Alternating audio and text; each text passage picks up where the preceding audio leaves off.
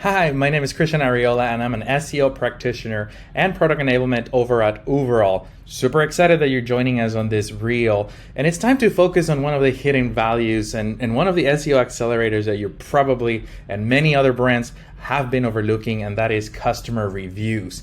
They're not just testimonials. Reviews are your golden stars when it comes to search visibility. Think about it. If you receive positive feedback or 5-star reviews, it's going to help you with your visibility for local SEO. Now, you're getting negative reviews. Think about it like this. It is a goldmine of opportunities and insights into business processes that you and your team can probably improve upon. Now, you may have been thinking that, hey, customer reviews only matter to potential buyers, but that's not true because Google actually considers them a ranking factor in local search. And the more reviews you gain, the more authentic and trustworthy you appear. So my recommendation is harness your reviews. If you ignore them, you're really missing out on tremendous visibility power.